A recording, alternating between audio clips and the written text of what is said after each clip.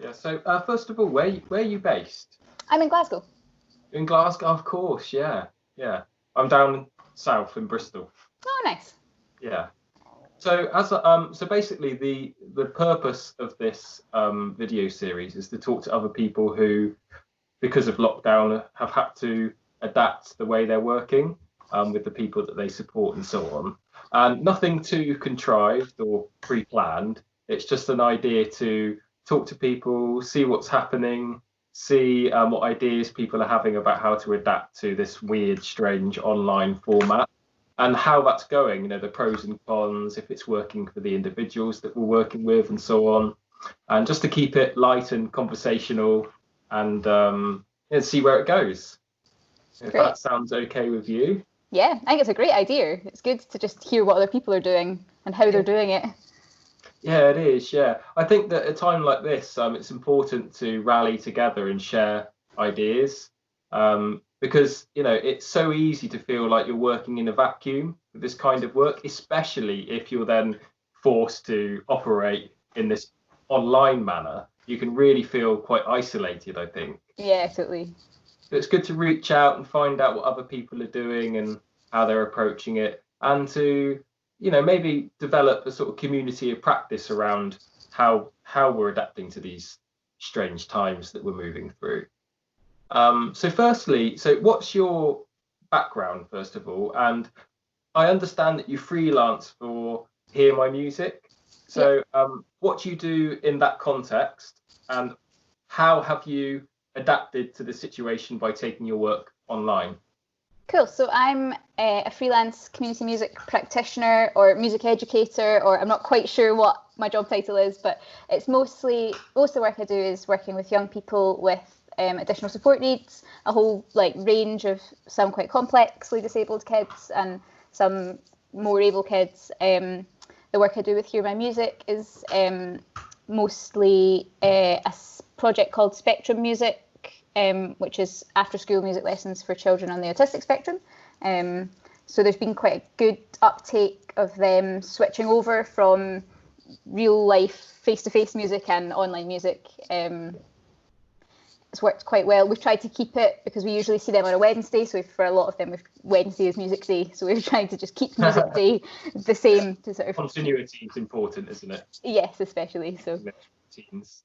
So yeah, that's been working quite well, actually. It's been working especially well for some kids. I think the eliminating the stress of getting on the bus, and we teach in the back room of a cafe, so having to go through a cafe can be quite sensory, a bit of an overload. So actually, I think being in his bedroom and him knowing that if he gets a bit overwhelmed, he can just turn us off. He can just hang up and we're gone.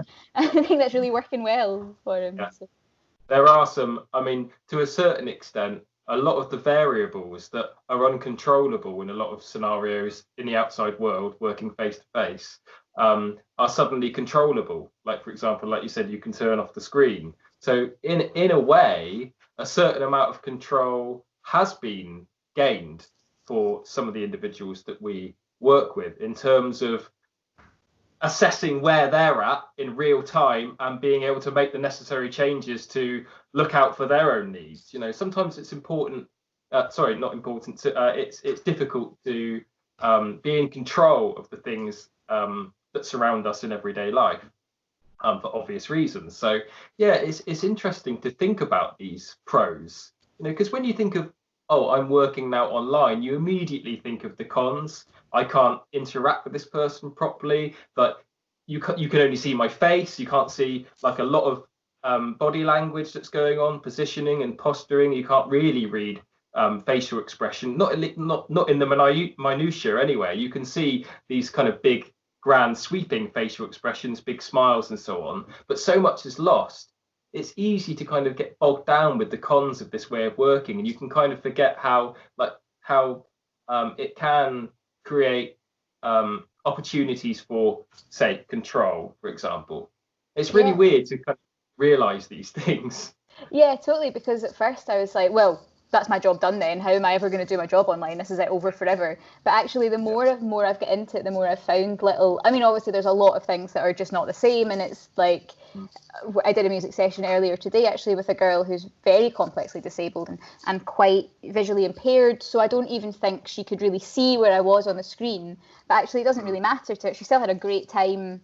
Like, she still interacted really well, and even just being able to hear what we were doing, really, it worked well for her. So there are a lot of positives. I think for me personally as a practitioner as well, I'm finding like a few positives. I've been running an online choir, and it sort of eliminated a bit of nerves. I'm quite a nervous, like, even though I've been doing this job for 5 years, I'm still quite a nervous practitioner, and actually not being able to see any of my choir is great. Like, eliminates all of that social nerves. Always. It's quite nice in a lot of ways. It's an interesting thing, actually, because I'm also I'm not a clinician. I'm not a clinical music therapist. So, there was a time when I sort of struggled with, what do I call myself? What am I? And I sort of stuck on therapeutic music practitioner now. But I do understand that in the work I do, quite a lot of music therapy happens, as a direct consequence of the kind of books I read, the kind of research I study, and the kind of techniques and interventions that I use are very similar to clinical music therapy interventions, but with my own spin, my own way of doing things, and so on. And also, because I'm not a clinician, I tend not to focus on demonstrable clinical outcomes. So I'm looking really at the process of music making and how that can create opportunities for people to express joy and be happy and to be creative, because all of these things are very conducive to an individual with complex needs, whatever that might be, actually being able to communicate with the outside world, because if they feel better, then the chances are they'll be able to sync with the rest of the world in a way which is functional. So, and I'm finding that with the online sessions as well. They seem to be helping people to be happy. Yeah, definitely. I'm the same. I think I work quite similarly to you in that I don't have a therapy degree. I don't have a clinical background, but I'm aware that a lot of what we do has very therapeutic outcomes. Not that I'm aiming towards them in any way, but just that kind of happens naturally from being part of an activity that you enjoy. And it's definitely that side of the job I don't think is lost. I think people are still getting their routine, because Wednesday is music day, and they're getting their music and they're getting out of it what maybe not the same as what they would in real life, but they're still getting stuff out of it. They're still enjoying it, and they're still feeling joy, and their confidence is still being built. And I think it's definitely working in that respect. Yeah, totally, yeah. And on the subject of intensive interaction, I'm not sure how much you've read into that, but I'm very interested at the moment in finding out how beneficial this method of working is in positively impacting on an individual's ability to communicate better, or communicate in a way which is more functional. Because I think even though there is a lot lost with the body language and eye contact and that sort of interactivity that you don't get with the online format, I think that because the music is creating opportunities for happiness, it sort of can leave the individual after the music session in a state of arousal, happiness, and it in a way they're then more susceptible for all of the communication input and all the sensory input they're getting from other people. So actually, maybe the intensive interaction is in the hands of the people who surround that individual, be it family. And so, well, at the moment, it's probably just family, right? And in a way, the music is helping them to be more receptive to all of that input, and therefore become more effective communicators. Does that make sense to you? Yeah, that's really interesting. I think that's totally correct, because I think one of the things that I'm really missing from my personal sessions is that I don't feel like I'm doing really very much interacting with a lot of the kids that I'm working with, because a lot of my interaction with them relies on me being there, and especially being able to mimic what they're doing. I find it really difficult because I'm really aware that they're hearing me later. There's a delay, so it clashes rather than me actually being able to respond to what they're saying. But I have noticed as well. Yeah, exactly. A lot of people are probably just using tablets or phones to hear the music session. It's not going to be ideal. Yeah, totally. But I have noticed that, because there's always a family member around with the folk that we work with, just because of the nature of how they are, and I have noticed a lot of really nice interactions. Like, I've witnessed a lot of really lovely interactions between the person I'm working with and their mum or whoever's in the room with them, and I've heard a lot of like people mimicking what the person's vocalizing. So I feel like I don't need to do that sort of intensive interaction stuff, because it's happening in the room, but the music's kind of facilitating it. In a way, the person who is supporting the individual in the physical place is like the conduit, if you like, to what we're doing, So it's this weird three-way channel, like feedback loop. It's strange how it works. Yeah, and I think it works without people even knowing that it's happening. I think it just happens quite naturally. Yeah. When there's music involved and people are playing music and things. Oh, my dog's just joined us. Sorry. Hello. What are your thoughts on intensity? Yeah. Oh, yeah. It's very interesting. What sort of practical things have you noticed or started to take on board working online? So in regards to my practice, or just in the session, like for example, because of the way that the microphone's picking up the sound, and then how they're hearing the sound through whatever means, a speaker, probably an iPad speaker, or at best a computer speaker. Well, not at best, but So I tend to have things that are loud, like my chime bar and like a singing bowl at the back. If I'm going to play those, which, as you can gather, isn't ideal, because if I'm going away over there, then really my ability to communicate and to have these exchanges of behavior are dramatically reduced when I'm not close to the screen. But, on balance, obviously, it means that isn't going to make a horrible sound by distorting the speaker. So it's like creating this situation of balance all the time between things. So I tend to have things that are loud farther away and things that are quiet closer up. That's one example of practical considerations in a session. I was just wondering if you had any of those. Yeah, I haven't really thought much about that actually, but I tend to only use an acoustic guitar in my voice or a keyboard in my voice, so I'm quite close to the mic anyway, and there's nothing to. I did get my tambourine out one day and then hit it once and then went, actually, no, I'm not going to do that, because tambourine's piercing at the best of times. Right, yeah, absolutely, yeah. Yeah, so I haven't really thought, apart from reading a little bit online about how to maybe make it slightly better, I haven't really explored it. And I don't feel like I haven't had any conversations with people's parents or family members who are in the room about the quality of the sound. I think, I've done quite a lot on Zoom, and I've noticed on Zoom it does funny things where it'll decide that you playing piano is background noise and just cut it out completely. Like select the sound sources and prioritize one over the other. Yeah, so we've been doing a bit of like making spooky music on the keyboard, and I was doing like a high-pitched tinkly thing, and the other tutor on the call was like, oh, Zoom's decided that's like a car going past or something, and it's just cut it out completely. Yeah. Oh, that's very odd. Yeah.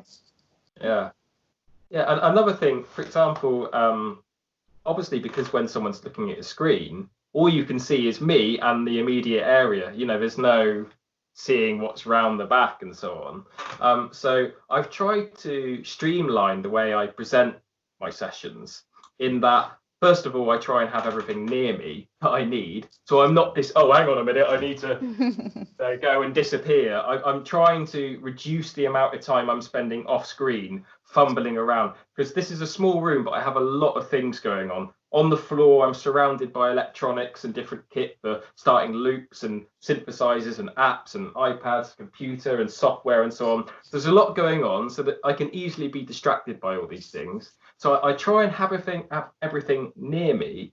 And also, one little thing I've discovered is that by putting a double-sided Velcro sticker on my guitar, when I'm doing songs which involve pictures, for example, I might, for example, like make a song up about an apple and have this here.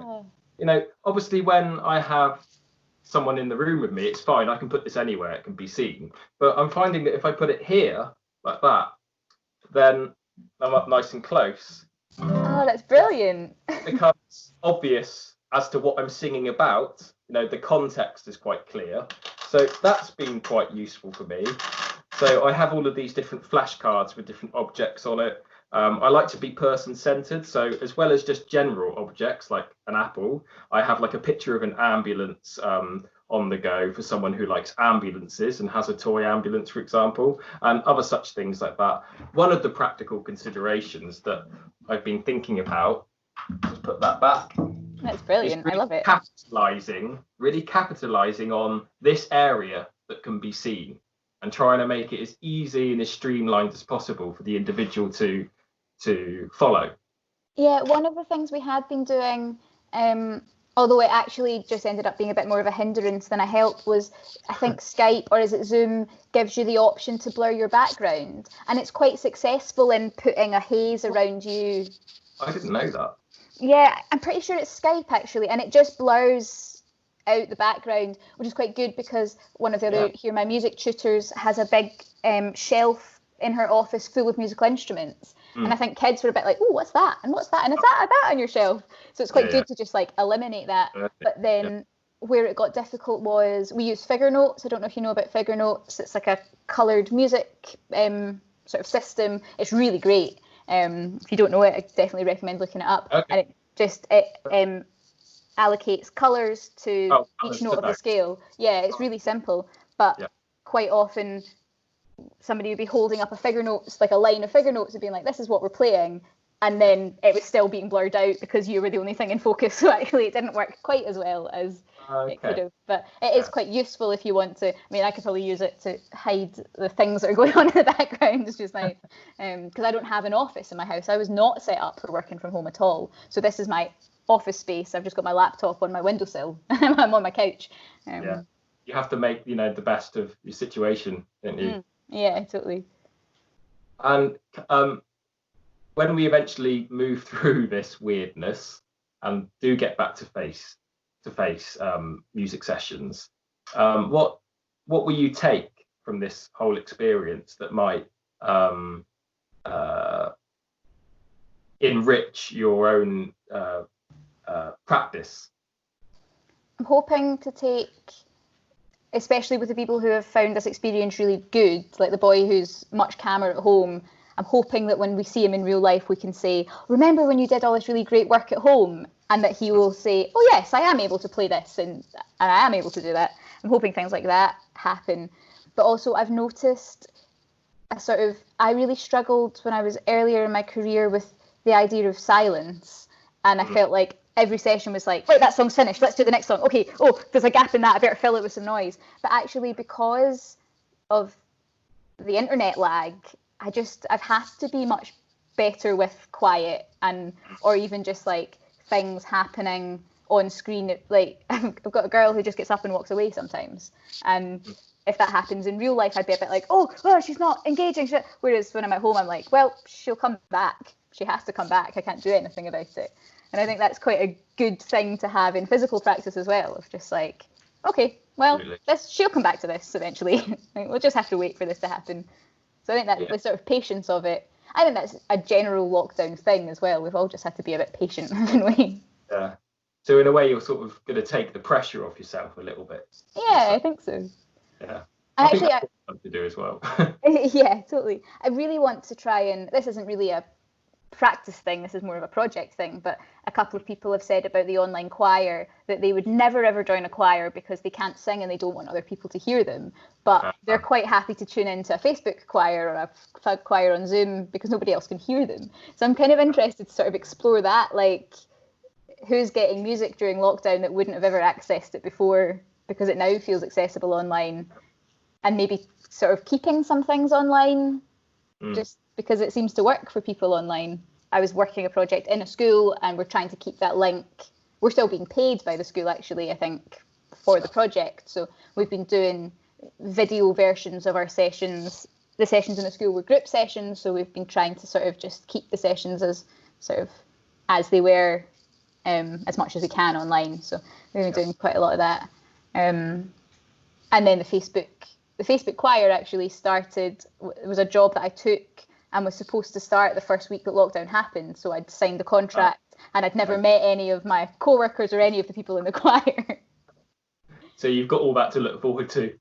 Yeah, so a bit strange. So yeah, but I mean, it's quite nice. A couple of my things have stopped because they just don't really work at all. We work with an adult group on a Monday night, and it's quite hard to coordinate them getting access to a computer with the internet, because some of them live in their own homes and have like rotating staff every day and don't have their own iPad, or so there's a couple of folk we've just sort of not. We're hoping the YouTube videos get to them, but then there's no way really of us knowing.